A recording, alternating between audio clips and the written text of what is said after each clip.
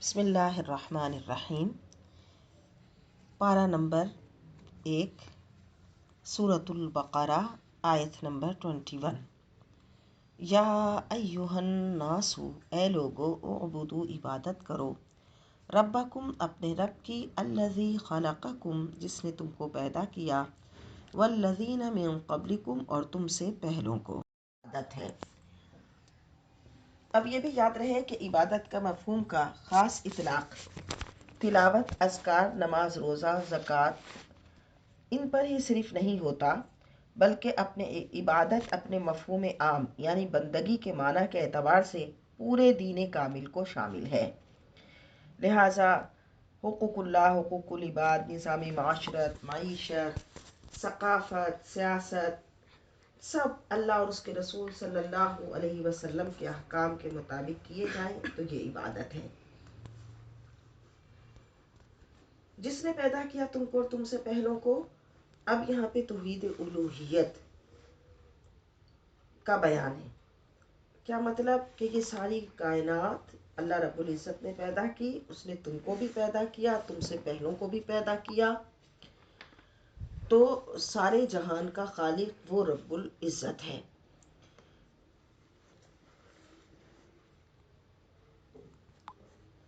اللہ تعالیٰ نے ہم سے پہلوں کی بھی پیدائش کا ذکر فرمایا۔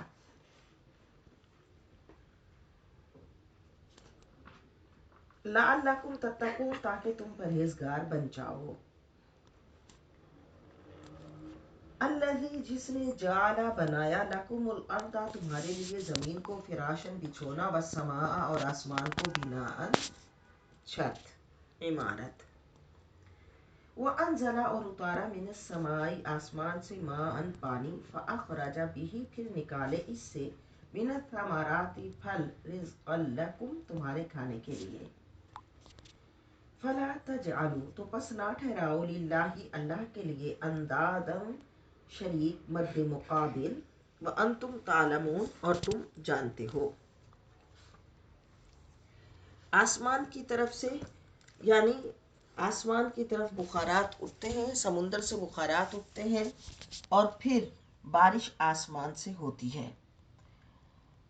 اب یہ یعنی اس آیت میں ذکر ہے کہ اللہ نے تم کو پیدا کیا، اور پھر تمہاری پیدائش کے بعد تمہاری زندگی کو قائم رکھنے کے لیے جن چیزوں کی ضرورت ہے اللہ تعالیٰ نے وہ بھی تمہارے لیے بنائی۔ یہ کائنات اللہ نے تمہارے لیے بنائی، اور جن چیزوں کی تمہیں ضرورت ہے وہ سب تمہارے لیے مہیا کیے، پھل بنائے تمہارے لیے، آسمان سے پانی اتارا، تو تم اللہ کے مد مقابل نہ بناؤ۔ یعنی کیا مطلب کہ تم اللہ تعالیٰ کے مقابل میں کبھی فرشتوں کو اللہ کی بیٹیاں کہتے ہو، کبھی اپنے بتوں کو پوجتے ہو، یا عیسیٰ علیہ السلام کو اللہ کا بیٹا قرار دیتے تھے۔ تو بتایا گیا کہ کسی صورت میں بھی اللہ کے برابر کسی کو قرار نہ دو، نہ ذات میں نہ صفات میں۔ وَأَنْتُمْ تَعْلَمُونَ، اور تم جانتے ہو، یعنی اگر تم ادنا سا بھی غور کرو تو تم پر یہ حقیقت ظاہر ہو جائے گی کہ تمہارے باطل معبود تو مخلوق ہیں، اور مخلوق کسی صورت خالق کے برابر نہیں ہو سکتی۔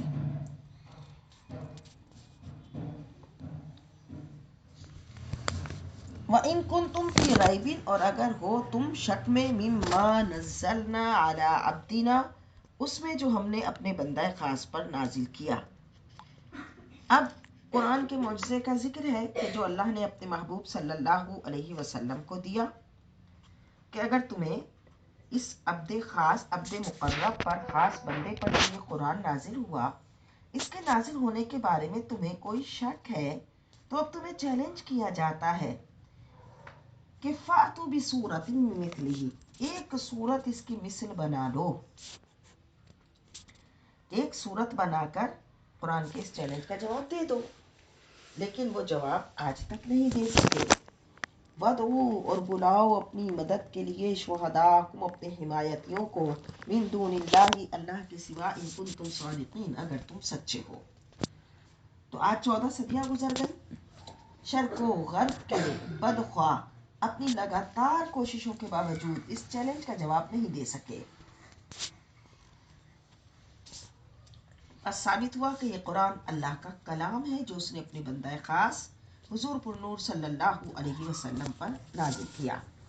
فَإِن لَمْ تَفْعَلُوا، پس اگر ایسا نہ کر سکے، وَلَن تَفْعَلُوا، اور ہرگز نہ کر سکو گے، نہ پہلے کر سکے اور نہ کر سکو گے، کیونکہ قرآن کی تمام پیشن گوئیاں 100% سچی ثابت ہوئیں، تو یہ بھی پیشن گوئی ہے کہ کفار نہ کبھی ایسا کر سکے کہ اس کی مثل کوئی صورت لا سکے اور نہ ہرگز لا سکیں گے۔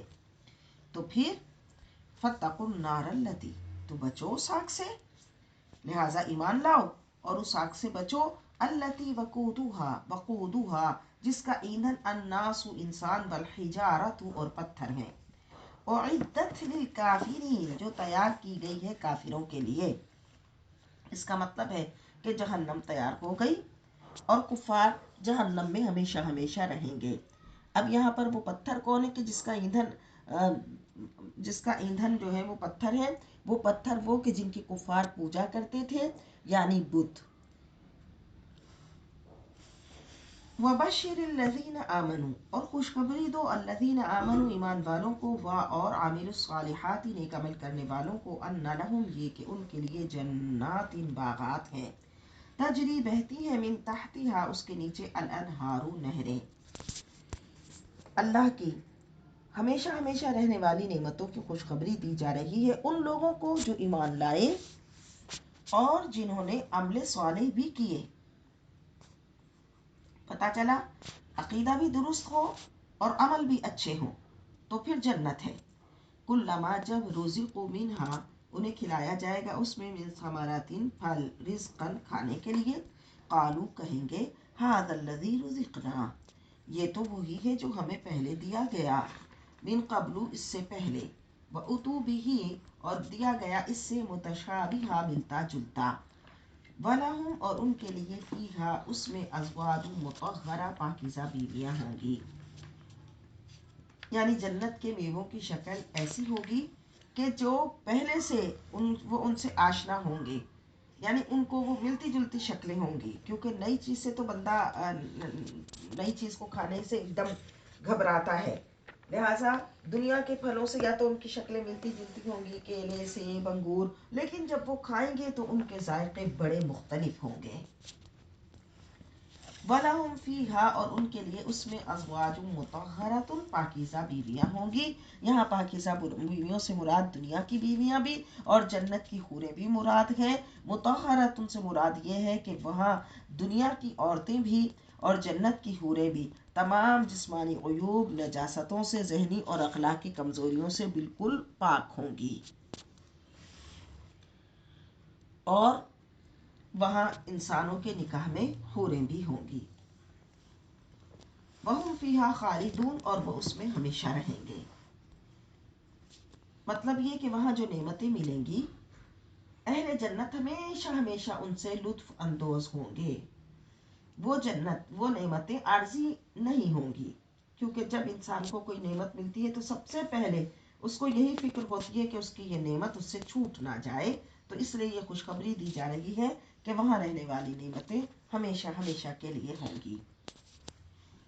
پتہ چلا کہ جنت اور اہل جنت ہمیشہ رہیں گے، ان کے لیے کبھی فنا نہیں ہوگی، جنت میں جنتی جو چاہے گا ملے گا، حتیٰ کہ اللہ کا دیدار بھی ہوگا، نبی اکرم صلی اللہ علیہ وسلم کا دیدار ہوگا، دیگر محبوبان خدا کی زیارتیں ہوں گی۔ جنت میں ایسے محلات، باغات، حوریں، خدام اور نعمتیں ہوں گی جو کسی آنکھ نے دیکھی نہیں ہوں گی اور کسی دل میں ان کا خیال نہ گزرا ہوگا۔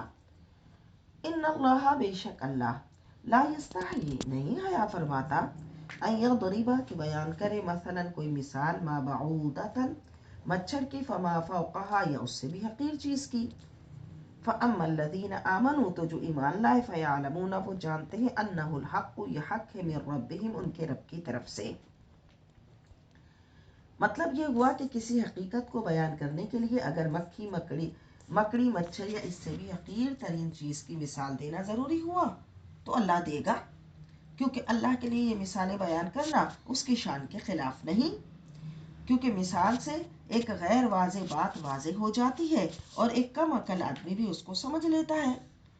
لہٰذا اللہ تعالیٰ کی شان کے خلاف نہیں کہ اللہ تعالیٰ مچھر یا اس سے بھی کسی کمتر چیز کی مثال اس میں قرآن میں بیان فرما دے. اور جو ایمان لائے وہ تو جانتے ہیں کہ یہ حق ہے ان کے رب کی طرف سے، اس میں کوئی مذائقہ نہیں. وَأَمَّا الَّذِينَ كَفَرُوا، ہاں جنہوں نے کفر کیا، فَيَقُولُونَ مَاذَا أَرَادَ اللَّهُ بِهَذَا مَثَلًا، وہ کہتے ہیں کہ اس سے کیا قصد و ارادہ کیا ہے اللہ نے اس مثال کے ذکر سے. کیونکہ ان کو تو ہر بات میں اعتراض کرنا ہے، تو لہٰذا وہ اس میں بھی اعتراض کرتے ہیں کہ اس سے کیا ارادہ کیا ہے. وَأَمَّا الَّذِينَ كَفَرُوا، تو جو کافر ہیں وہ یہ کہتے ہیں فَيَقُولُونَ مَاذَا أَرَادَ اللَّهُ بِهَذَا مَثَلًا، اللہ نے اس سے کیا ارادہ اور قصد کیا. کیوں؟ يُضِلُّ بِهِ كَثِيرًا، گمراہ کرتا ہے اللہ اس سے بہت سوں کو. وَيَهْدِي بِهِ كَثِيرًا، اور ہدایت دیتا ہے اس سے بہت سوں کو. ہاں، وَمَا يُضِلُّ بِهِ، نہیں ہوتے اس سے گمراہ إِلَّا الْفَاسِقِينَ، مگر نافرمان لوگ. فاسق، فسق کسے کہتے ہیں؟ شریعت میں اللہ کی اطاعت و فرما برداری سے نکل جانا فسق کہلاتا ہے. اللہ سے وعدہ کر کے توڑنا، گناہ کے کام کرنا، اس کا معنی ہوتا ہے نافرمان. اور گناہ کبیرہ کے مرتکب کو بھی فاسق کہتے ہیں. علامہ بیضاوی رحمۃ اللہ علیہ فرماتے ہیں فسق کے 3 درجے ہیں. ایک تغابی، یعنی مسلمان کبھی کبھار گناہ کبیرہ کرے اور اسے برا سمجھے اور اس پر نادم بھی ہو، ایسا فاسق کافر نہیں ہوتا. دوسرا انہماک، گناہوں کا اتنا عادی ہو جائے کہ گناہ کو گناہ نہ سمجھے، گناہ کا اتنا عادی ہو جائے لیکن گناہ کو گناہ سمجھے، یہ خیال رہے کہ میں جو کر رہا ہوں گناہ کر رہا ہوں، ایسا شخص بھی دائرہ اسلام سے خارج نہیں ہوتا. تیسرا جحود، کبیرہ گناہوں کو کثرت سے کرے اور گناہ کو درست بھی سمجھے، جو آج کل اکثر مسلمانوں کا حال ہو گیا. کبیرہ گناہوں کو کثرت سے کرنا، اعلانیہ کرنا، فخریہ کرنا اور پھر گناہ کو درست بھی سمجھنا، ایسا شخص دائرہ اسلام سے خارج ہو جاتا ہے. الامان والحفیظ، الذین ینقضون، وہ جو توڑتے ہیں عہد اللہ کے عہد کو، من بعد میثاقہ، اسے پکا کرنے کے بعد اللہ کے عہد کو توڑ دیتے ہیں. وہ عہد جو اللہ نے عالم ارواح میں لیا تھا، الست بربکم، کیا میں تمہارا رب نہیں؟ یا پھر کلمہ شریف پڑھ کر جب ایمان میں داخل ہو گئے، اسلام میں داخل ہو گئے، تو اسلام کے اسکول میں داخل ہو کر اس کے قواعد، ضوابط اور اصول پر عمل کرتے بالکل نہیں ہیں، پھر دوسروں کی طرف چلے جاتے ہیں، اپنی شادی بیاہ میں دوسروں کا منہ تکنے لگتے ہیں. وَيَقْطَعُونَ، اور قطع کرتے ہیں، کاٹتے ہیں، ماں جس کو امر اللہ بھی، جس کو اللہ نے ملانے کا حکم دیا، یعنی اللہ نے اپنی اور نبی صلی اللہ علیہ وسلم کی اطاعت کا حکم دیا، اپنی عبادت کا حکم دیا، والدین کے ساتھ اس نے سلوک کا حکم دیا، نماز اور زکوٰۃ کو ملانے کا حکم دیا. ایسی چیزوں میں سے کسی ایک کو اختیار کر لیا جائے اور دوسری کو ترک کر دیا جائے تو بھی یہ کاٹنا ہے.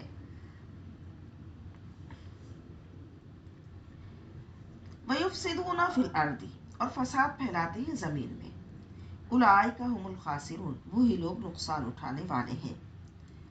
کیف تکفرون باللہ، کیسے تم انکار کرتے ہو اللہ کا، یعنی اللہ کا ہی انکار کرنے لگ گئے. از راہ حیرت اور تعجب کفار سے پوچھا جا رہا ہے، اتنی نشانیاں دیکھ کر بھی انکار کی جرأت. وَكُنْتُمْ أَمْوَاتًا، اور تم حالانکہ مردہ تھے، فَأَحْيَاكُمْ، پھر اس نے تمہیں زندہ کیا، ثُمَّ پھر يُمِيتُكُمْ، تمہیں مارے گا، ثُمَّ يُحْيِيكُمْ، پھر تمہیں زندہ کرے گا، ثُمَّ إِلَيْهِ تُرْجَعُونَ، پھر تم اسی کی طرف پلٹائے جاؤ گے.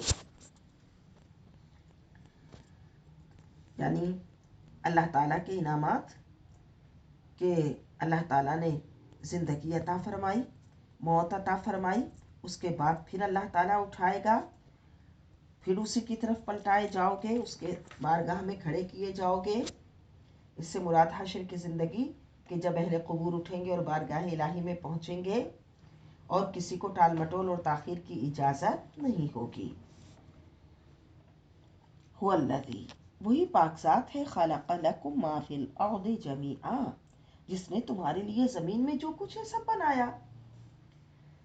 تو تمہارے لیے جو کچھ زمین میں ہے سب تمہارے لیے بنایا، تم ان چیزوں کو دیکھ کر خوش ہو۔ یہ سرسبز باغات، اونچے پہاڑ، گہرے دریا، یہ پرندے، یہ پھل، یہ کھانے کی چیزیں، یہ نعمتیں اللہ نے تمہارے لیے بنائی ہے۔ تو جس رب نے یہ سب نعمتیں تمہارے لیے بنائی ہیں، تو تمہیں تو چاہیے ان نعمتوں کا استعمال کر کے ان نعمتیں دینے والے کا شکر ادا کرو، اس کی فرما برداری کرو۔ ثم پھر استوى الى السماء، توجہ فرمائی آسمان کی طرف، فسواہن، تو انہیں ٹھیک کیا، سبع سماوات، 7 آسمان۔ استوا کا معنی ہوتا ہے ارادہ کرنا، یعنی آسمان و زمین پیدا ہو گئے اور پھر ان کو برابر اور خوبصورت کر دیا۔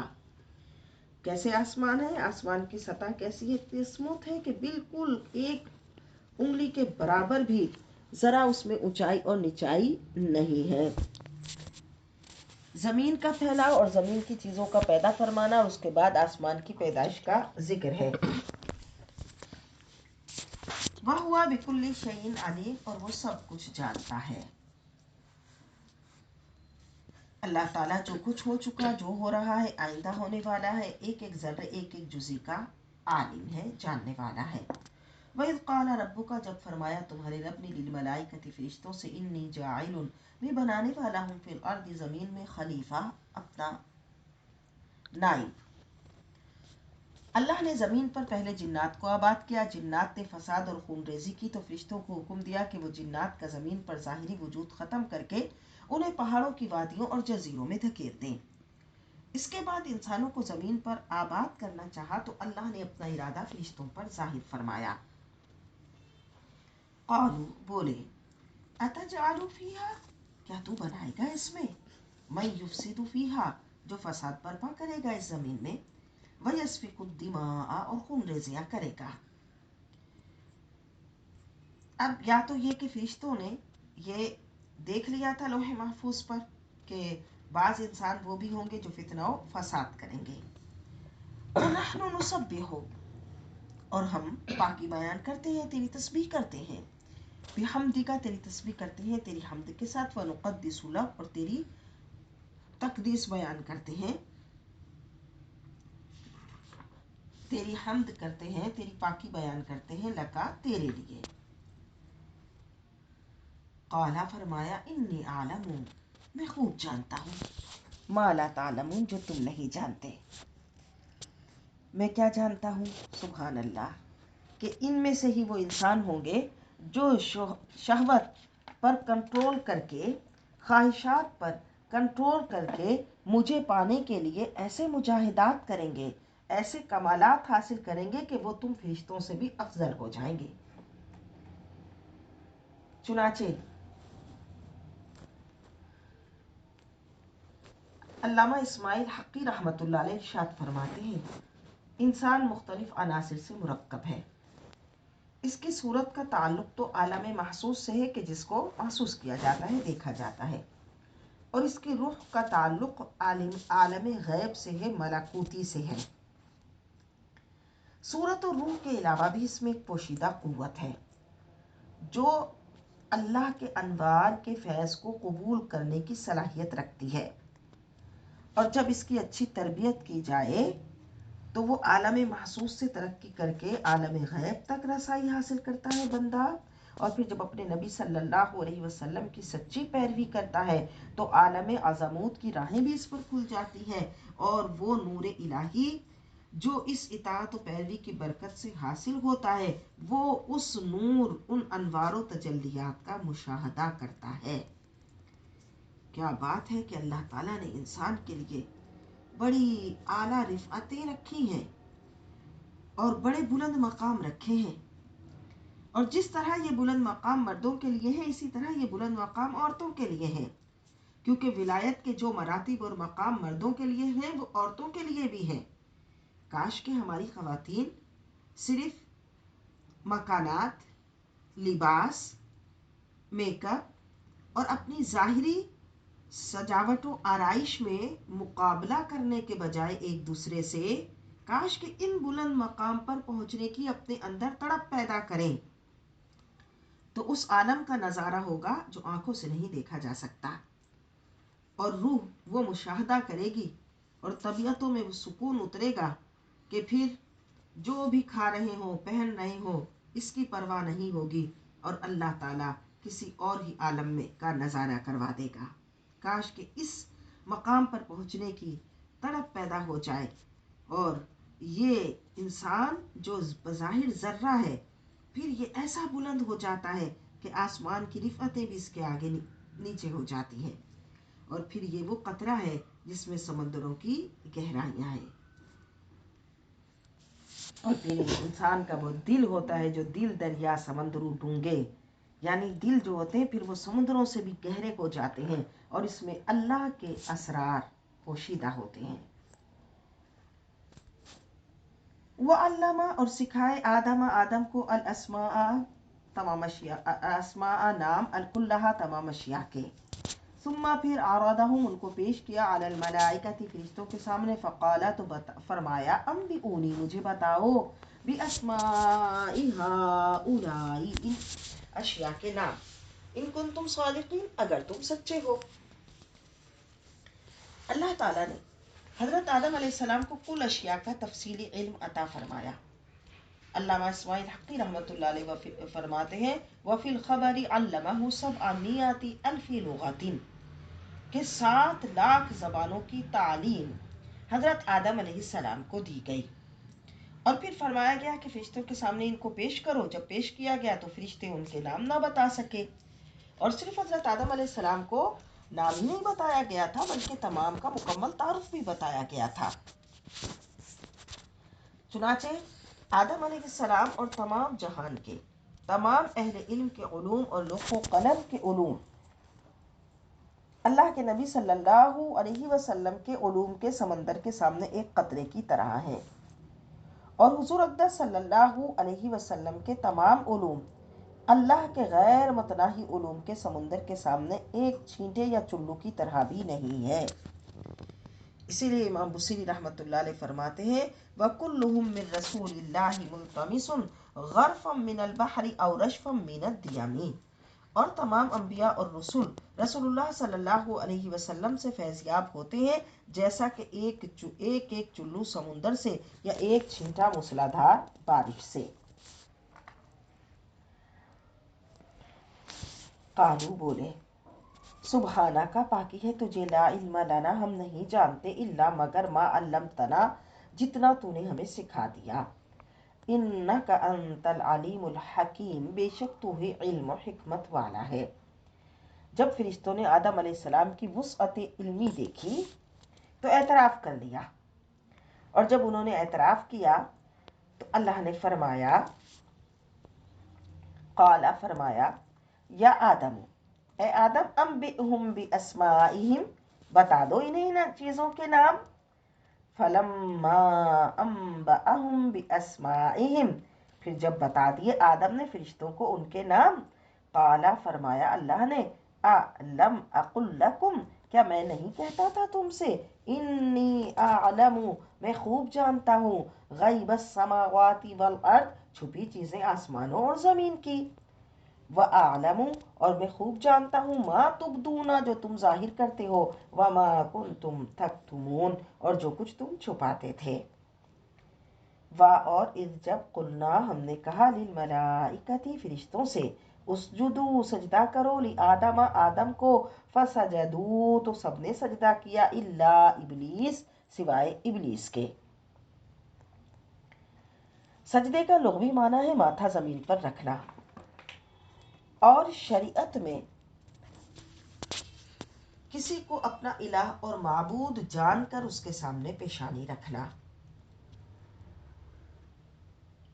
یہاں جو سجدہ ہے وہ عزت و احترام کے لیے ہے، اس کو سجدہ تحیت کہتے ہیں۔ یہ کسی کو اپنا الہ اور معبود جان کر نہیں کیا جاتا بلکہ عزت و تعظیم کے لیے کیا جاتا ہے، تو فرشتوں کا یہ سجدہ تعظیم اور تحیت کا سجدہ تھا۔ اسی طرح حضرت یوسف علیہ السلام کے سامنے ان کے بھائیوں نے جو سجدہ کیا تھا وہ بھی سجدہ تعظیم کے لیے تھا، جس میں کسی کو الہ اور معبود نہیں جانا جاتا۔ لیکن ہماری شریعت میں ہمارے نبی صلی اللہ علیہ وسلم کو جو شریعت دی گئی، شریعت محمدیہ میں، یہ سجدہ تحیت اور تعظیم بھی حرام ہے۔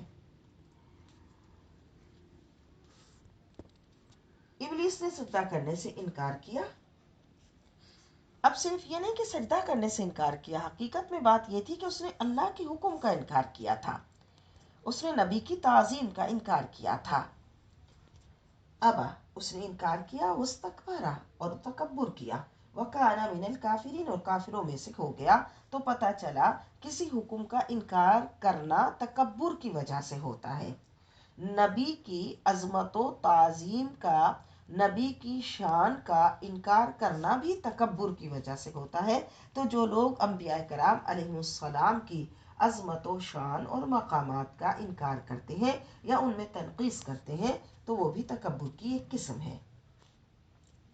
وقلنا، اور ہم نے فرمایا، یا آدم، اے آدم، اسکن، رہو، انت و زوجک، آپ اور آپ کی بیوی، تم اور تمہاری بیوی رہو، الجنت، جنت میں، وکلا منہا، اور دونوں کھاؤ اس سے، رغدن، بے روک ٹوک، حیث، جہاں سے، شئتما، تم دونوں چاہو، ولا تقربا هذه الشجرة، اور نہ قریب جانا اس درخت کے، فتکونا من الظالمین، ورنہ ہو جاؤ گے اپنا حق تلف کرنے والوں میں سے۔ اب یہاں پہ هذه الشجرة کہا تو یہاں یہ قرآن نے وضاحت نہیں کی کہ وہ گندم کا درخت تھا یا کوئی اور درخت تھا، بہرحال کوئی درخت تھا کہ جس کے قریب جانے سے منع کیا گیا، اور کہا کہ جو چاہو کھانا۔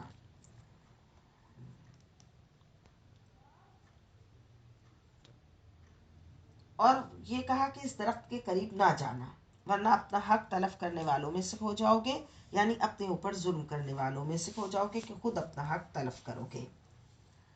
اب یہاں پر یہ ہے کہ دیکھیں کہیں ذکر نہیں ہے کہ حضرت حوا علیہ السلام سبب بنی تھی حضرت آدم علیہ السلام کو اس درخت کے قریب لے جانے کا۔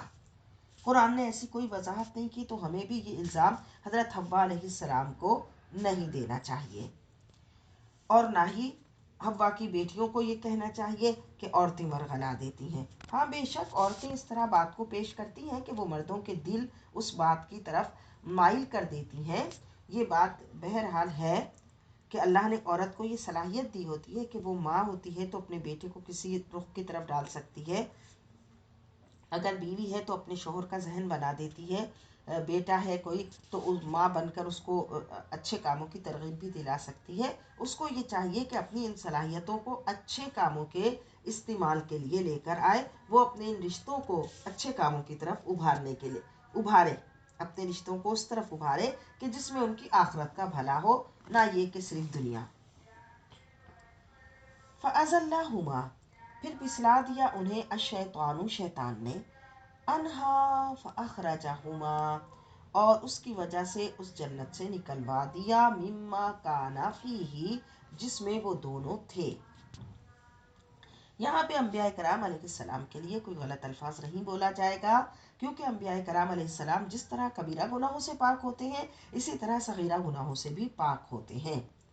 ہاں، بے ارادہ، بھول چک سے کوئی ایسا فعل اگر سرزد ہو گیا جو کسی حکم کے خلاف ہے تو یہ گناہ نہیں ہے ان کا، بلکہ انبیاء کرام علیہ السلام کی یہ بھول سے ہوا ہوا ارادہ یا فعل بھی اپنے اندر کوئی حکمت لیے ہوئے ہوتا ہے، جیسا کہ اللہ نے حضرت آدم علیہ السلام کے اس عمل کے سبب ساری بنی نوع انسانیت کو پیدا فرمایا۔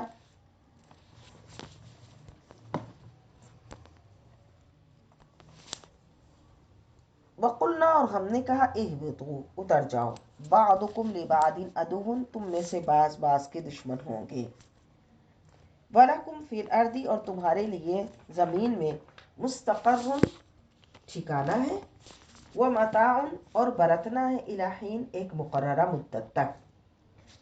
اور اس میں ایک لطیف اشارہ ہے کہ دنیا میں انسان کا قیام ہمیشہ کے لیے نہیں ہوگا، بالکل عارضی قیام گاہ ہے، لہٰذا اس عارضی قیام گاہ کو اپنی ابدی زندگی اور ہمیشہ رہنے والی زندگی کو بہتر بنانے کے لیے کوشش کرنی چاہیے۔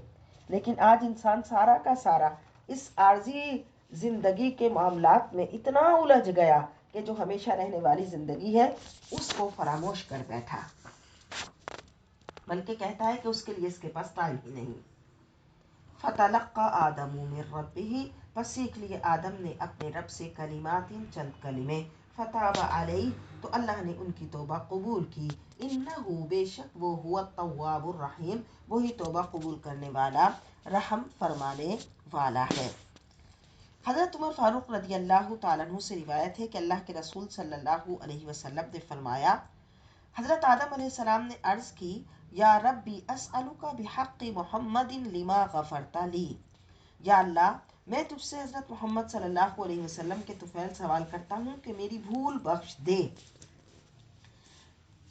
اللہ نے فرمایا، فقد غفرت لک ولولا محمد ما خلقتک، میں نے تمہاری بھول بخش دی، اگر محمد صلی اللہ علیہ وسلم نہ ہوتے تو میں تمہیں بھی پیدا نہ کرتا۔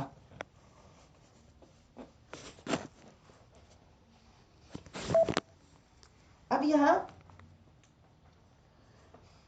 حضرت آدم علیہ السلام نے کیسے حضور اقدس صلی اللہ علیہ وسلم کا نام لیا؟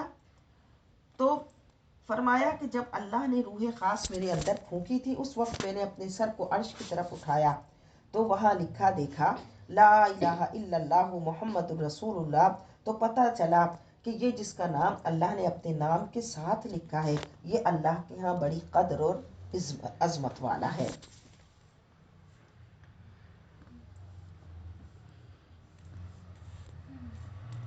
انہ هو التواب الرحیم، بے شک وہ توبہ قبول فرمانے والا رحم فرمانے والا ہے۔ اب توبہ جو ہے اس کی نسبت کبھی اللہ کی طرف ہے اور کبھی بندے کی طرف ہے۔ اگر اس کی نسبت بندے کی طرف ہے تو مراد یہ ہے کہ رجع الی طاعت ربہ، سرکشی چھوڑ کر وہ اللہ کا فرما بردار بن گیا۔ اور اگر توبہ کا فاعل اللہ ہو تو معنی یہ ہوگا کہ اللہ نے اپنے نادم اور شرمسار بندے کی طرف نظر رحمت فرمائی اور اس کا قصور معاف کر دیا۔ قلنا، ہم نے کہا، اہبطوا، اترو، منہا، اس سے جمیعاً سب کے سب، نیچے اترنے کا حکم ہوا، اور جو حضرت آدم علیہ السلام کی پشت میں جتنی مخلوق تھی یعنی سب کو حکم ہوا کہ وہ سب اب جائیں آپ کے ساتھ اور دنیا میں بسیں گے۔ فَإِمَّا، پھر اگر یَأْتِیَنَّکُمْ، آئے تمہارے پاس، منی، میری طرف سے، ہدن، پیغام ہدایت، فمن تبع، تو جس نے اس کی پیروی کی، یعنی جس نے پیروی کی ہدایہ میری ہدایت کی، فلا خوف علیہم، تو نہ ان پر کوئی خوف ہوگا، ولا هم یحزنون، اور نہ وہ غمگین ہوں گے۔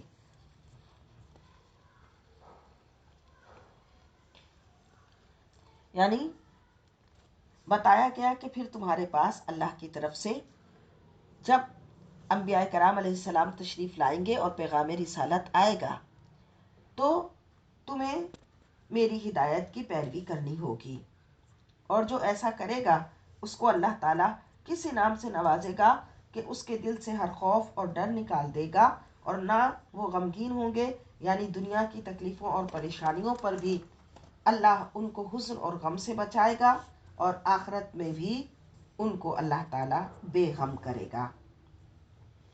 والذین کفروا وکذبوا بآیاتنا، اور وہ جنہوں نے کفر کیا اور جھٹلایا ہماری آیتوں کو، یعنی انبیاء اور اولیاء اور ان کے نشانات اور آثار اور سب نشانیاں جو ہے ان کو جھٹلایا،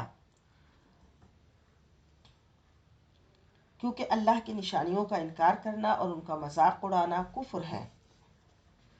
وَكَذَّبُوا بِآيَاتِنَا، اور ہماری آیتوں کو جھٹلایا، اولئک اصحاب النار، وہ دوزخی ہیں، ہم فیہا خالدون، وہ اس میں ہمیشہ رہیں گے۔ یا بنی اسرائیل، اے بنی اسرائیل، اذکروا نعمتی، میری نعمت یاد کرو، میرا احسان یاد کرو، التی، جو، انعمت علیکم، میں نے تم پر کیا۔ اسرائیل عبرانی زبان میں حضرت یعقوب بن حضرت اسحاق بن حضرت ابراہیم علیہم السلام کا نام ہے۔ اسرائیل کا معنی عبداللہ، اللہ کا بندہ ہے۔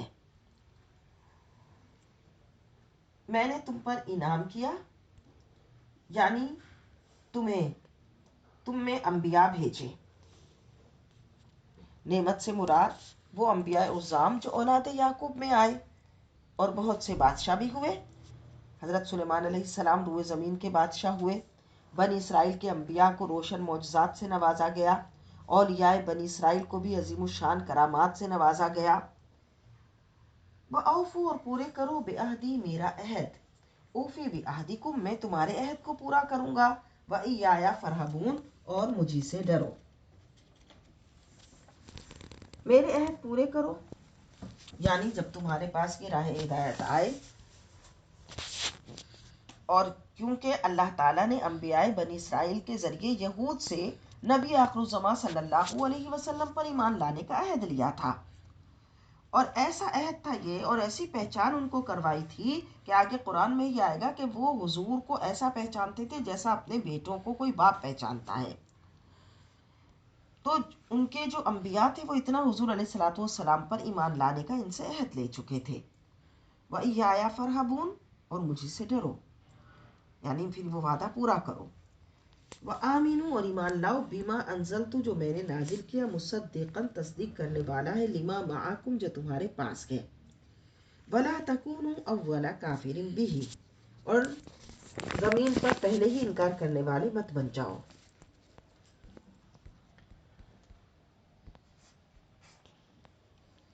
کیونکہ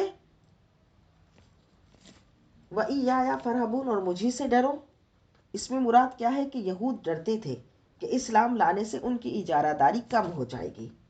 انہیں تسلی دی گئی کہ تمہاری اجارہ داری ختم نہیں ہوگی.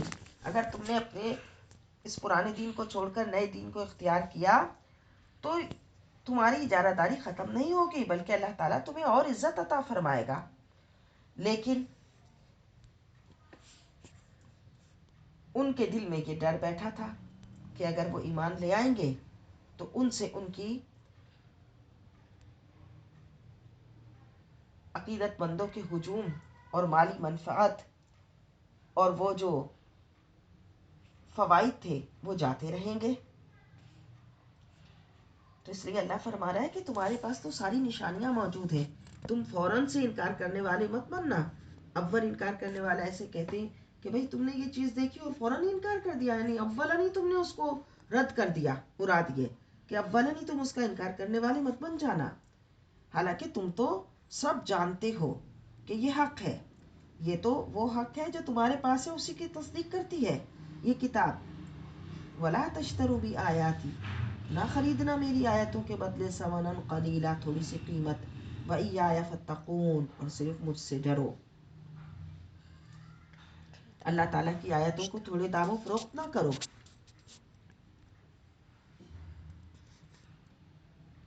کیونکہ وہ کیا کرتے تھے؟ علماء یہود اور ان کے سرداروں کا خیال تھا کہ وہ جو نذرانے اپنے عوام سے لیتے ہیں اسلام لانے کی صورت میں بند ہو جائیں گے. اب یہ سوچ کر وہ آیت تورات میں نبی اکرم صلی اللہ علیہ وسلم کی نشانیاں تبدیل کر دیتے تھے اور آیت تورات کو دنیاوی مفادات کے بدلے فروخت کر دیتے تھے. تو فرمایا گیا کہ دنیاوی مفادات سے نہ ڈرو، صرف مجھ سے ڈرو، یہ ساری دنیا میرے قبضہ قدرت میں ہے. وَلَا تَلْبِسُوا الْحَقَّ اور نہ ملاؤ حق کو بالباطل باطل کے ساتھ. وَتَكْتُمُوا الْحَقَّ اور مت چھپاؤ حق کو. وَأَنْتُمْ تَعْلَمُونَ حالانکہ تم جانتے ہو. وَأَقِیمُوا الصَّلَاةَ اور قائم کرو نماز. وَآتُوا الزَّکَاةَ اور دیا کرو زکوٰۃ. وَارْکَعُوا مَعَ الرَّاکِعِینَ اور رکوع کرو رکوع کرنے والوں کے ساتھ. نماز، زکوٰۃ اور دیگر اعمال ایمان کے بغیر بیکار ہیں. لہٰذا مراد یہ ہے کہ پہلے ایمان لاؤ اور اس کے بعد نماز قائم کرو، زکوٰۃ ادا کرو اور تمام احکام بجا لاؤ. أَتَأْمُرُونَ النَّاسَ بِالْبِرِّ کیا تم حکم کرتے ہو لوگوں کو نیکی کا. وَتَنْسَوْنَ أَنفُسَکُم اور بھلا دیتے ہو خود کو. وَأَنْتُمْ تَتْلُونَ الْکِتَابَ حالانکہ تم پڑھتے ہو کتاب. أَفَلَا تَعْقِلُونَ تو کیا تمہیں اتنی سمجھ نہیں، تم سمجھ نہیں رکھتے کہ اپنے نفسوں کو بھلائے بیٹھے ہو. علماء یہود لوگوں کو حکم دیتے تھے کہ توریت اللہ کی کتاب ہے، اس کے ہر فرمان کی تعمیل کرو. لیکن حال یہ تھا کہ اپنے ذاتی فائدوں کے تحت اللہ کے احکامات کو بدل دیتے تھے۔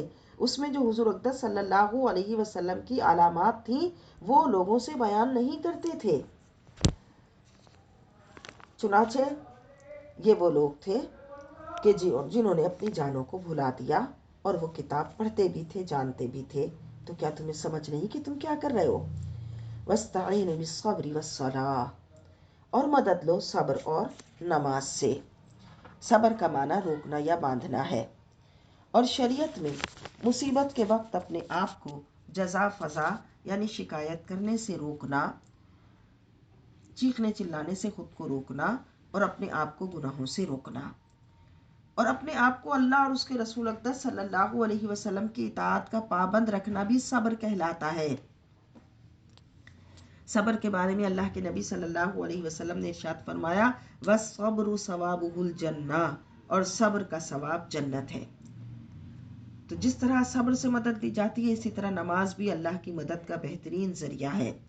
اسی لیے حدیث پاک میں آیا کہ نبی اکرم صلی اللہ علیہ وسلم کو جب بھی کوئی پریشانی آتی تو آپ جلدی سے نماز کی طرف توجہ فرماتے۔ اس آیت میں یہ بھی پتہ چلا کہ اللہ نے اپنے بندوں کو اعمال کے ذریعے مدد مانگنے کا حکم دیا۔ تو اعمال تو اللہ نہیں ہے، غیر اللہ ہے۔ تو پتہ چلا کہ غیر اللہ سے جو مدد مانگی جاتی ہے یہ مدد مجازی ہوتی ہے۔ تو جس طرح اعمال سے مدد لی جاتی ہے، اس طرح بعض حضرات جن کو اللہ نے بڑی بلند شان اور مقام دیے ہیں ان سے مدد مانگنا بھی جائز ہے۔ انہم یظنون انہم، وہ یقین رکھتے ہیں کہ وہ ملاقو ربہم، اپنے رب سے ملاقات کرنے والے ہیں۔ الذین وَإِنَّهَا لَكَبِیرَةٌ إِلَّا عَلَى الْخَاشِعِینَ، اور یہ صبر و نماز سے مدد چاہنا، وَإِنَّهَا لَكَبِیرَةٌ، بے شک یہ ضرور بھاری ہے، إِلَّا عَلَى الْخَاشِعِینَ، مگر عاجزی کرنے والوں پر۔ یہ سب پر بھاری ہے، لیکن جو خشوع و خضوع کرنے والے ہیں ان کے لیے اللہ اس کو بہت آسان کر دے گا، ان کو صبر کی بھی توفیق دے گا اور ان کو نمازوں میں بھی ان کے دل لگیں گے۔ یہ کون ہے؟ الذین یظنون انہم ملاقو ربہم، یہ وہ ہیں جو یقین رکھتے ہیں اپنے رب سے ملنے کا، وانہم الیہ راجعون، اور وہ اسی کی طرف لوٹنے والے ہیں۔ کتنی خوبصورت آیت ہے یہ، کاش ہم اس کا مزہ لیں اور اس کا لطف لیں کہ یہ وہ لوگ ہیں جو اللہ کا خوف رکھتے ہیں اور آخرت کی فکر کرتے ہیں، اللہ کے بارگاہ میں اپنے حساب و کتاب کی فکر کرتے ہیں۔ تو جو لوگ نماز کے پابند ہوں گے اور نماز بغیر کسی تکلف اور ذہنی بوجھ کے ادا کرتے ہیں تو یہ علامت بھی ہے کہ ایسے لوگ اپنے رب کی خشیت اور عجز و نیاز کی دولت سے بہرہور ہیں۔ یا بنی اسرائیل، اے اولاد یعقوب، اذکروا، یاد کرو نعمتی، میری نعمت، التی انعمت علیکم، جو میں نے انعام کی تم پر، وانی فضلتکم علی العالمین، اور میں نے فضیلت دی تمہیں سارے جہان والوں پر۔ یعنی دنیا سارے جہان والوں پر مراد یہ کہ جو ان کے زمانے کے لوگ تھے ان پر اللہ نے بنی اسرائیل کو فضیلت دی کیونکہ ان میں انبیاء کرام بھیجے۔ واتقوا یوما، اور ڈرو اس دن سے، لا تجزی، نہ بدلہ دے گی، نفس، کوئی جان، عن نفس، کسی جان کے بدلے، شیئا، کچھ بھی، ولا یقبل منہا شفاعت، اور نہ اس سے سفارش قبول کی جائے گی، ولا یؤخذ منہا عدل، اور نہ لیا جائے گا اس سے کوئی معاوضہ، ولا هم ینصرون، اور نہ وہ مدد کیے جائیں گے۔ یہاں پہ مراد یہ ہے کہ علامہ قرطبی رحمۃ اللہ علیہ اور تمام مفسرین فرماتے ہیں کہ یہاں مراد کافر ہے، کہ یہ آیت کافر کے لیے مخصوص ہے، کہ کافر کے لیے نہ تو کسی بدلے کے عوض اس کو چھوڑا جائے گا، نہ وہ مدد کیا جائے گا، نہ کافر کے حق میں کسی کی شفاعت یا سفارش قبول کی جائے گی۔ ہاں جو مومنین ہیں، گناہ گار مومنین، ان کے لیے بے شک سفارش ہے۔ وَإِذْ نَجَّيْنَاكُمْ، اور جب ہم نے تم کو نجات دی، من آل فرعون، فرعونیوں سے، یسومونکم، جو پہنچاتے تھے تم کو، سوء العذاب، سخت عذاب، یذبحون، وہ ذبح کرتے تھے، ابناءکم، تمہارے بیٹوں کو، ویستحیون نساءکم، اور چھوڑ دیتے تھے تمہاری بیٹیوں کو، وفی ذالکم اور اس میں تمہارے لیے بلاء سخت آزمائش تھی، من ربکم عظیم تمہارے رب کی طرف سے بڑی آزمائش تھی۔ یعنی بنی اسرائیل میں ایک نسل کشی کا ظالمانہ سلسلہ جو شروع ہوا کہ جب نجومیوں نے فرعون کو بتایا کہ بنی اسرائیل میں ایک لڑکا ہوگا جو تیری حکومت کا تختہ الٹ دے گا، تو احتیاطی تدابیر کے طور پر اس نے حکم دیا کہ بنی اسرائیل کے جو لڑکا پیدا ہو اسے قتل کر دیا جائے اور جو لڑکیاں ہوں انہیں زندہ چھوڑ دیا جائے۔ اور ایک وجہ یہ بھی تھی کہ بنی اسرائیل کی نسل تیزی اور کثرت سے بڑھنے لگی تھی، تو فرعون کو فکر لاحق ہو گئی اور اس نے کہا کہ بنی اسرائیل کی اقلیت کہیں اکثریت میں نہ بدل جائے، تو اس نے نسل کشی کا یہ ظالمانہ حکم دیا۔ وَإِذْ فَرَقْنَا اور جب ہم نے پھاڑ دیا بِكُمْ تمہارے لیے البحر سمندر کو، فَأَنْجَيْنَاكُمْ تو ہم نے بچا لیا تم کو، وَأَغْرَقْنَا آلَ فِرْعَوْنَ اور ڈبو دیا تمہارے سامنے فرعونیوں کو، وَأَنْتُمْ تَنْظُرُونَ اور تم دیکھ رہے تھے، تم یہ سب اپنی آنکھوں سے دیکھ رہے تھے اور تمہارے سامنے اللہ تعالیٰ نے ان کو بنی اسرائیل کو ڈبو دیا۔ سالہ سال تک مظالم برداشت کرنے کے بعد جب موسیٰ علیہ السلام اپنی قوم کو لے کر راتوں رات مصر سے روانہ ہوئے، صبح ہوئی تو فرعون اپنے لشکر کے سمیت موسیٰ کے تعاقب میں نکلا۔ بنی اسرائیل کا قافلہ جب سمندر کے کنارے پر پہنچا تو پیچھے سے فرعون کے لشکر کی گرد و غبار اڑتی نظر آئی تو گھبرا گئے کہ اب تو نجات کے سارے راستے بند ہو گئے۔ حضرت موسیٰ علیہ السلام نے اپنے عصا سے سمندر پر ضرب لگائی، سمندر کا پانی سمٹ گیا، درمیان میں راستہ نمودار ہو گیا جس سے چل کر بنی اسرائیل عافیت کے ساتھ خیریت کے ساتھ دوسرے کنارے پر پہنچ گئے۔ فرعون نے بھی اپنے گھوڑے ان راستوں پر ڈال دیے اور اس کے لشکر نے بھی، لیکن جب سب سمندری راستے میں اتر گئے اور بیچ دریا میں پہنچے تو پہاڑوں کی طرح تھمی ہوئی موجوں میں جنبش ہوئی اور دیکھتے ہی دیکھتے فرعون اور اس کا لشکر غرق ہو گیا، اور بنی اسرائیل سمندر کے دوسرے کنارے پر کھڑے ہو کر یہ سب اپنی آنکھوں سے دیکھ رہے تھے، اس لیے فرمایا وَأَنْتُمْ تَنْظُرُونَ اور تم دیکھ رہے تھے۔ وَإِذْ وَعَدْنَا مُوسَىٰ اور جب ہم نے وعدہ لیا موسیٰ سے 40 لیلۃ 40 رات کا، ثُمَّ اتَّخَذْتُمُ الْعِجْلَ تو تم نے بنا لیا بچڑے کو معبود، من بعدہ اس کے بعد، وَأَنْتُمْ ظَالِمُونَ اور تم ظالم تھے۔ جب بنی اسرائیل غلامی کی لعنت سے نجات حاصل کر گئے اور آزادی کی نعمت انہیں ملی تو موسیٰ علیہ السلام کو طور پر 40 روز تک چلہ کشی کا حکم دیا گیا۔ آپ کی غیر موجودگی میں سامری جادوگر کا داؤ چل گیا اور اس کے بہکانے سے بنی اسرائیل نے اپنے وحدہ لا شریک لہ پروردگار کو چھوڑ کر ایک بچڑے کی پوجا شروع کر دی۔ ثم پھر عفونا ہم نے درگزر کیا عنکم تم سے، من بعد ذالک اس ظلم عظیم کے بعد بھی، لعلکم تشکرون شاید تم شکر گزار بن جاؤ۔ جب توبہ کا دروازہ بند کر دیا جاتا ہے تو کھلتا نہیں، لیکن اللہ نے ان کو ان کے نبی کی برکت سے پھر توبہ کا موقع عطا فرما دیا۔ وَإِذْ آتَيْنَا مُوسَىٰ اور جب ہم نے دی موسیٰ کو الکتابہ کتاب، والفرقانہ اور حق و باطل میں تمیز کرنے کی قوت، لعلکم تہتدون تاکہ تم سیدھی راہ پر چلو۔ وَإِذْ قَالَ مُوسَىٰ اور جب ہم نے کہا موسیٰ سے لِقَوْمِهِ وَإِذْ قَالَ مُوسَىٰ لِقَوْمِهِ جب کہا موسیٰ نے اپنی قوم کے لیے، یا قومی اے میری قوم، انکم ظلمتم بے شک تم نے ظلم کیا، انفسکم اپنی جانوں پر، باتخاذکم العجل بچڑے کو معبود بنا کر، فتوبوا الی بارئکم تو پس توبہ کرو اپنے خالق کے حضور، فقتلوا تو قتل کرو، انفسکم اپنی جانوں کو۔ یعنی بچڑے کی پوجا کرنا چونکہ بہت بڑا جرم ہے کہ وہ اپنے دین سے پھر گئے تھے، تو لہٰذا انہیں قتل کی سزا کے طور پر پیش کیا گیا۔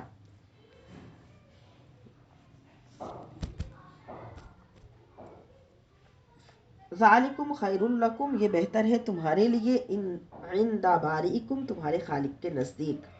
فتاب علیکم تو پھر حق نے اللہ نے ان کی توبہ قبول فرمائی، انہ هو التواب الرحیم بے شک وہ بہت توبہ قبول کرنے والا مہربان ہے۔ لہٰذا ان میں سے ایک دوسروں کو جنہوں نے بچڑے کی پوجا کی تھی ان کو قتل کرنے کا حکم دیا گیا، اور پھر اللہ تعالیٰ نے ان کی توبہ قبول فرمائی، کیونکہ قبولیت کی شرط یہ رکھی تھی کہ جنہوں نے شرک نہیں کیا وہ بچڑے کے پجاریوں کو قتل کریں گے۔ پھر اللہ تعالیٰ نے ان کی توبہ قبول فرمائی۔ इन्नहु हुवा तव्वाबुर रहीम, बेशक वो तौबा कबूल फरमाने वाला, रहम फरमाने वाला है। वइज़ कुलतुम, और जब तुमने कहा, या मूसा, ए मूसा, लन नुअमिना लका, हम तो हरगिज़ तेरे पर ईमान नहीं लाएंगे, हत्ता नरल्लाह जहरतन, जब तक कि हम अल्लाह को ज़ाहिरी तौर पर ना देख लें। फ़अख़ज़तकुमुस साइक़तु, तो तुमको आ लिया बिजली की कड़क ने, व अंतुम तंज़ुरून, और तुम देख रहे थे। अब ये इनकी एक नई डिमांड थी, और वो क्या थी कि इन्होंने कहा कि ए मूसा, हम तो जब हज़रत मूसा अलैहिस्सलाम अपनी कौम के 40 अफराद को लेकर गए तूर पर, और 70 आदमियों को लेके गए थे, तो हज़रत मूसा अलैहिस्सलाम ने जब उनको वहाँ पर लेके गए, क्योंकि उन्होंने बनी इसराइल, जब बुतों की बनी इसराइल ने उस बछड़े की मतलब पूजा की थी, फिर उनकी तौबा कबूल हो गई थी, तो फिर कहा कि अब मूसा 70 आदमियों को लेकर आओ। मूसा अलैहिस्सलाम ले गए। अब इन लोगों ने वहाँ पहुँचकर क्या कहा कि हम तो अब रब का, आपकी बात नहीं मानेंगे, हम तो अपने रब से बिलमुशाफा कलाम करेंगे। अब इन्होंने एक नई डिमांड कर ली कि हम तो अल्लाह को देखेंगे। फ़अख़ज़तकुमुस साइक़तु, फिर तुम्हें आ लिया बिजली की कड़क ने, व अंतुम तंज़ुरून, और तुम देख रहे थे। मुराद क्या कि जब मूसा अलैहिस्सलाम ने यानी बारगाह इलाही में अर्ज़ की, तो अल्लाह ताला ने उन पर जब वो एक तजल्ली डाली, तो ये सारे के सारे इंतकाल कर गए। सुम्मा, फिर बअसनाकुम मिन बादी मौतिकुम, हमने जिलाया, तुम्हें उठाया तुम्हारे मर जाने के बाद, लअल्लकुम तशकुरून, ताकि तुम शुक्रगुजार बनो। क्योंकि मूसा अलैहिस्सलाम ने अल्लाह की बारगाह में अर्ज़ की, या अल्लाह, मैं बनी इसराइल को क्या जवाब दूंगा, वो मुझ पर इल्ज़ाम लगाएंगे कि तुमने इन 70 को मार दिया। तो फिर अल्लाह ने उनको जिंदा फरमा दिया। वज़ल्ललना अलैकुमुल गमामा, और हमने साया किया तुम पर बादल का। वअंज़लना अलैकुमुल मन्ना वस्सलवा, और उतारा तुम पर मन्नो सलवा। बनी इसराइल का असली वतन शाम था। यूसुफ अलैहिस्सलाम के ज़माने में ये मिस्र चले गए थे, तो एक कौम अमालका थी, उसने शाम पर कब्जा कर लिया। जब दोबारा अपने वतन लौटे, तो इन्हें हुक्म मिला कि उस कौम अमालका से जहाद करें और अपने वतन को आज़ाद कराएं, और इसमें आज़ादी और इज़्ज़त की ज़िंदगी बसर करें। लेकिन उन्होंने इस जहाद करने से इनकार कर दिया, जिसके जुर्म में यानी जिसकी सज़ा में इन्हें 40 साल तक तिया, एक रेगिस्तान था, रेगिस्तान का नाम था तिया, उसमें इनको फिरना पड़ा। लेकिन चूंकि हज़रत मूसा अलैहिस्सलाम इनके साथ थे, उनकी वजह से, और तिया जो है वो एक जंगल को कहते हैं जिसका माना होता है हैरानी का मैदान। तो अल्लाह ताला की नवाजिशात, चूंकि हज़रत मूसा अलैहिस्सलाम जो थे, तो फिर भी अल्लाह की नवाजिशात इन पर साया फिगर नहीं, कि धूप से बचाने के लिए बादल इन पर साया करते थे, पानी के चश्मे इनके लिए बहा दिए गए थे, और मन और सलवा इनको खुराक के लिए अता किया गया, कि ताकि फिर इनके दिल अल्लाह के हुजूर झुक जाए। कुलू, खाओ, मिन तय्यिबाती, पाकीज़ा चीज़ों से, मा रज़क़नाकुम, जो हमने तुम्हें दे रखी हैं। वमा ज़लमूना, और उन्होंने हम पर कोई ज्यादती नहीं की, वलाकिन कानू, लेकिन वो थे, अनफुसहुम यज़लिमून, खुद ही अपनी जानों पर जुल्म करने वाले। तो जो अल्लाह के इनाम और एहसानात को पाकर भी अल्लाह की नाफरमानी करता है, तो अल्लाह फरमाता है वो अल्लाह का कुछ नहीं बिगाड़ता, बल्कि अपनी दुनिया और आखिरत को खुद खराब करता है। वो खुद अपनी जानों पर जुल्म करता है कि अल्लाह की नेमतों को पाकर अल्लाह का शुक्र अदा नहीं करता। वइज़ कुलना, और जब हमने कहा, उदखुलू, दाखिल हो जाओ, हादिहिल क़रियता, इस बस्ती में। वो बस्ती कौन सी थी? बनी इसराइल ने उसे फतह किया था, और बाइबल में है कि उस शहर को बनी इसराइल ने हज़रत मूसा अलैहिस्सलाम की ज़िंदगी के आखिरी ज़माने में फतह किया। फ़कुलू, पस खाओ, मिनहा, इससे, हैसु, जहाँ से, शिअतुम, तुम चाहो, रगदन, बेरोक टोक, वदखुलू, और दाखिल हो, अलबाबा, दरवाजे से, सुज्जदन, सर झुकाए, वक़ूलू, और कहते जाना, हित्ततुन नग़फिर लकुम, बख्श दे हमें खतायाकुम, और तुम्हारी खताएं, यानी हित्ततुन नग़फिर लकुम, कहना कि अल्लाह اللہ تو ہمیں بخش دے اور ہم تمہاری خطائیں بھی اللہ بخش دے. وَسَنَزِيدُ الْمُحْسِنِينَ اور ہم زیادہ دیتے ہیں نیکوکاروں کو. فَبَدَّلَ الَّذِينَ ظَلَمُوا پس انہوں نے بدل دیا ظالموں نے قولاً اس بات کو غیر الذی اس کے غیر سے قیل لہم جو انہیں کہا گیا تھا. فَأَنزَلْنَا تو ہم نے اتارا علی الذین ظلموا ان کے ظلم کے سبب رجزم عذاب من السماء آسمان سے بما کانوا یفسقون ان کی نافرمانی کی وجہ سے. بتایا گیا کہ اللہ تعالیٰ کا عذاب کسی قوم پر بلا وجہ نہیں آتا بلکہ ان کی اپنی بدعمالیوں کا طبعی نتیجہ ہوتا ہے. ان کی اپنی بدعمالیوں کی وجہ سے ہوتا ہے. تو جب وہ اس شہر میں داخل ہوں تو عجز کے ساتھ داخل ہوں, اللہ سے مغفرت کی دعا کرتے ہوئے داخل ہوں, لیکن جب وہ داخل ہونے لگے انہوں نے اس بات کو بھی بدل دیا. وَإِذِ اسْتَسْقَىٰ مُوسَىٰ اور یاد کرو جب مانگا موسیٰ نے لِقَوْمِهِ اپنی قوم کے لیے پانی. فَقُلْنَا تو ہم نے فرمایا اضرب مارو بعصاک اپنے عصا کو الحجر پتھر پر. فانفجرت تو بہہ نکلے منہ اس سے 12 عینا 12 چشمے. قد علم جان لیا کل اناس مشربہم ہر گروہ نے اپنے پینے کا مقام اپنے پینے کا گھاٹ. کلو کھاؤ وشربو پیو من رزق اللہ اللہ کے دیے ہوئے رزق سے. ولا تعثوا فی الارض مفسدین اور نہ پھرو زمین میں فساد کرتے. یہ اس وقت کی بات ہے کہ جب طیہ کے ریگستان میں بنی اسرائیل پیاس سے تڑپنے لگے تو موسیٰ علیہ السلام نے بارگاہ الہی میں پانی کے لیے عرض کی. حکم ہوا کہ فلاں پتھر پر اپنا عصا مارو. حضرت موسیٰ نے ایسا ہی کیا تو 12 چشمے پھوٹ نکلے. اور یہ بھی پتہ چلا کہ اللہ تعالیٰ بار بار ارشاد فرما رہا ہے کھاؤ پیو لیکن زمین میں فساد نہ کرو. اب زمین میں فساد کب ہوتا ہے؟ جب اللہ کی نافرمانی کی جائے. تو جو لوگ یہ اپنے ذہن میں غلط فہمی رکھتے ہیں کہ جب وہ دین اسلام کو اپنا لیں گے اسلام کے احکامات پر عمل کریں گے تو گویا ان سے بہت سی نعمتیں چھوٹ جائیں گی، تو ایسا نہیں ہے. دین اسلام پر عمل کرنے سے نعمتیں چھوٹیں گی نہیں بلکہ نعمتوں کا صحیح استعمال آ جائے گا.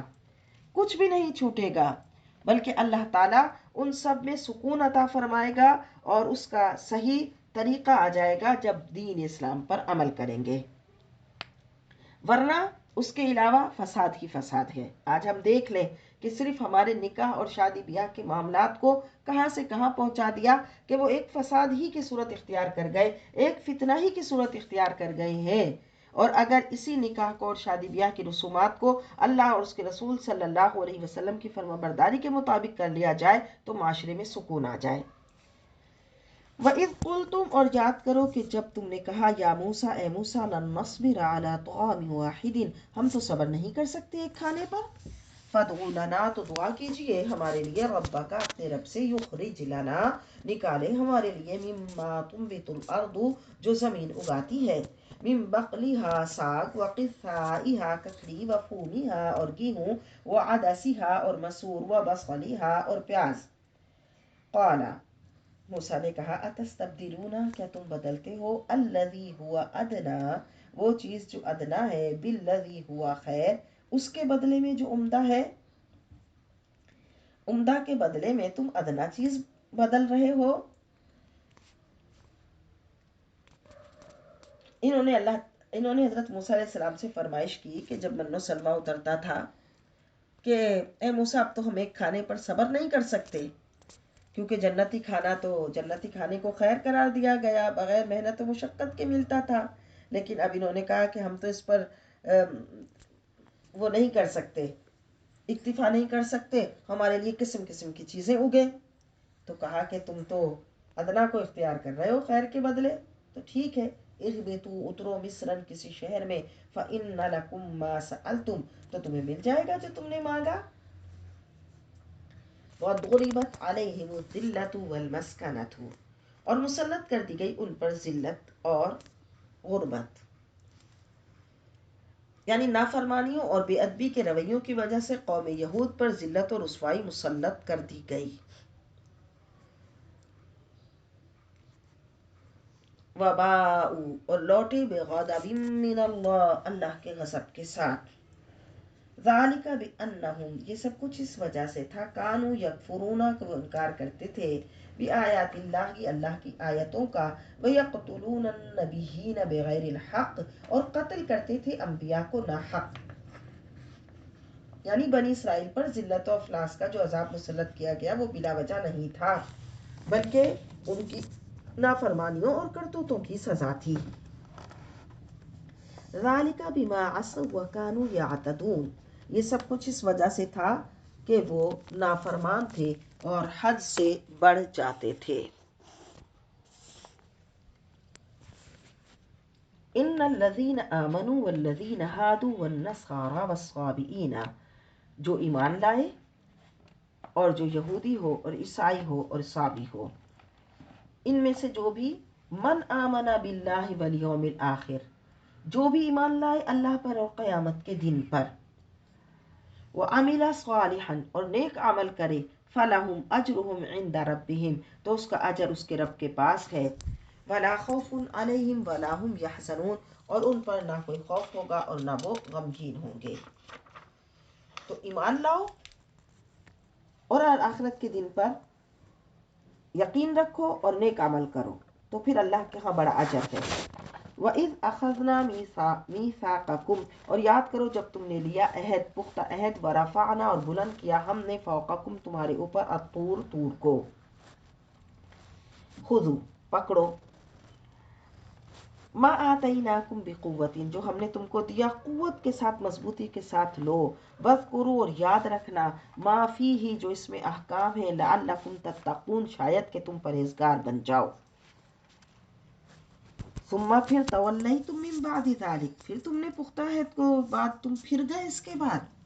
فلولا فضل اللہ علیکم، تو اگر تم پر اللہ کا فضل اور رحمت نہ ہوتی، لکنتم من الخاسرین، تو ضرور تم ہو جاتے نقصان پانے والوں میں سے.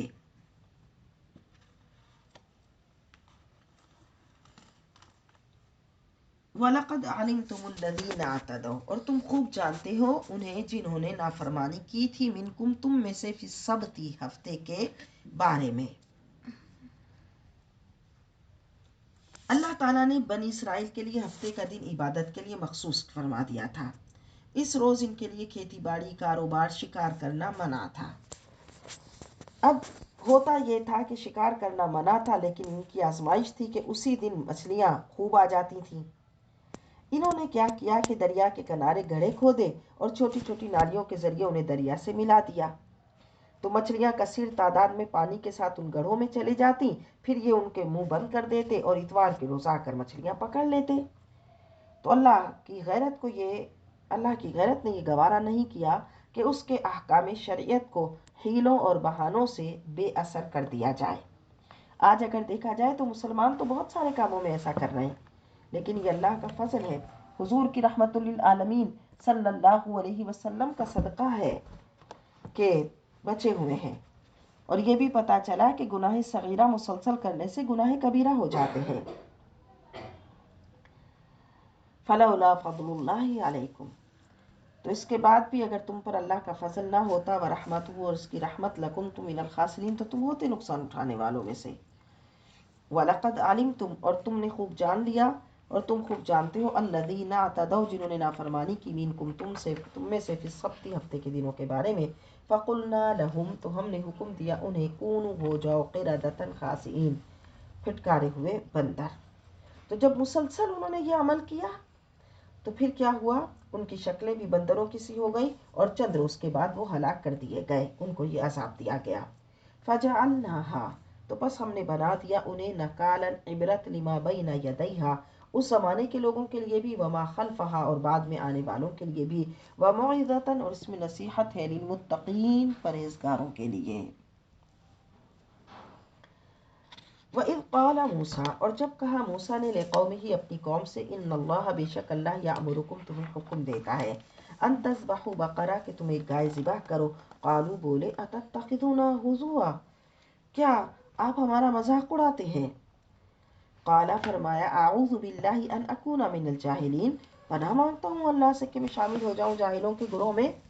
بنی اسرائیل میں ایک بوڑھا دولت مند تھا، اس کا ایک لڑکا تھا. اس بوڑھے کو بھتیجوں نے اس کے لڑکے کو اس بوڑھے کے بھتیجوں نے اس کے لڑکے کو قتل کر دیا تاکہ ساری وراثت انہیں مل جائے، اور اس کی لاش کو اٹھا کر دوسرے شہر پر پھینک آئے۔ صبح ہوئی تو خود ہی دعویٰ کر بیٹھے۔ اللہ نے اپنی حکمت اور قدرت کا نشان دکھانے کے لیے انہیں ایک گائے کو ذبح کرنے کا حکم دیا اور فرمایا کہ ذبح شدہ گائے کا ایک ٹکڑا اس مقتول پر مارو، دیکھنا وہ میری قدرت سے زندہ ہوگا اور اپنے قاتل کا پتہ دے گا۔ قالو بولے ادعو لنا ربک، دعا کیجیے اپنے رب سے، یبین لنا ما ہیا، وہ ہمیں بتائے وہ گائے کیسی ہو۔ قالا فرمایا انہو یقول، بے شک اللہ فرماتا ہے، انہا بقرۃ، وہ گائے ہے، لا فارض ولا بکر، نہ بوڑھی اور نہ جوان، اوان بین ذالک، اس کی درمیانی عمر کی ہو، فافعلوا ما تؤمرون، تو بجا لاؤ جو تمہیں حکم دیا جا رہا ہے۔ اگر وہ یہ سوال نہ کرتے تو جیسی گائے ذبح کرتے قبول ہو جاتی، لیکن چونکہ انہوں نے سوال پہ سوال کیے تو ان کے لیے اس کے مطابق جواب آتے رہے۔ قالو بولے ادعو لنا ربک، دعا کریں اپنے رب سے، یبین لنا، وہ بیان کریں ہمارے لیے، ما لونہا، اس کا رنگ کیسا ہو۔ قالا فرمایا انہو یقول، اللہ فرماتا ہے، انہا بقرۃ، وہ گائے، صفراء، جس کی رنگت خوب گہری زرد ہو، فاقع لونہا، جس کا رنگ بڑا چمکنے والا ہو، تسر الناظرین، اور دیکھنے والوں کو خوش کرنے والا ہو۔ قالو بولے ادعو لنا ربک، دعا کیجیے ہمارے رب سے، یبین لنا ما ہیا، خوب واضح کر دے ہمارے لیے کہ وہ گائے کیسی ہو، ان البقرہ تشابہ علینا، کہ بے شک گائے مشتبہ ہو گئی ہم پر، وَإِنَّا إِن شَاءَ اللَّهُ لَمُهْتَدُونَ، اور اللہ نے چاہا تو ہم ضرور اس کو تلاش کریں گے۔ قالا فرمایا انہو یقول، بے شک اللہ فرماتا ہے وہ گائے، انہا بقرۃ، وہ گائے، لا ذلول تثیر الارض، کہ نہ خدمت لی گئی ہو اس سے زمین میں ہل چلانے کی، ولا تسقی الحرث، اور نہ پانی دے کھیتی کو، مسلمۃ لا شیۃ فیہا، بے عیب ہو، بے داغ ہو، کوئی داغ نہ ہو اس میں۔ قالو بولے الآن جئت بالحق، اب آپ لائے صحیح پتہ، فذبحوها، پر انہوں نے ذبح کیا اسے، وما کادوا یفعلون، اور وہ ذبح کرتے معلوم نہیں ہوتے تھے۔ اور یہ گائے کون سی تھی؟ بنی اسرائیل میں ایک نیکوکار آدمی تھا، اس کا ایک چھوٹا بچہ تھا، اس کے پاس ایک گائے کا بھی بچہ تھا، بچیا۔ جب مرنے لگا تو اس نے دعا کی، اللہ اس ننھے بچے کے لیے یہ میں گائے کا بچہ بچیا تیرے پاس امانت رکھتا ہوں، اور اس بچے کو بھی تیرے سپرد کرتا ہوں۔ پھر اس گائے کا جو بچہ تھا یا بچیا تھی اس کو جنگل میں چھوڑ دیا۔ اللہ نے اس نے ایک بندے کی عرض کو قبول فرمایا، اللہ کی حفاظت میں وہ پلتی رہی۔ جب یہ بچہ جوان ہو گیا تو اس جنگل میں گیا جہاں وہ گائے چرا کرتی تھی، اپنے مالک کی آواز سنتے ہی وہ گائے اس کے پاس آ گئی۔ جب اللہ نے بنی اسرائیل کو یہ مخصوص حلیے والی گائے بتائی تو وہ گائے ویسی ہی تھی، اور پھر اس کو منہ مانگی قیمت دے کر خریدا گیا، اور کتنی قیمت کہ پوری گائے کی کھال میں جتنا سونا بھر جائے اتنا سونا دے کر وہ گائے خریدی گئی۔ یوں اللہ نے اس یتیم بچے کے مال کی ایسی حفاظت فرمائی۔ وآخر دعوانا الحمد للہ رب العالمین۔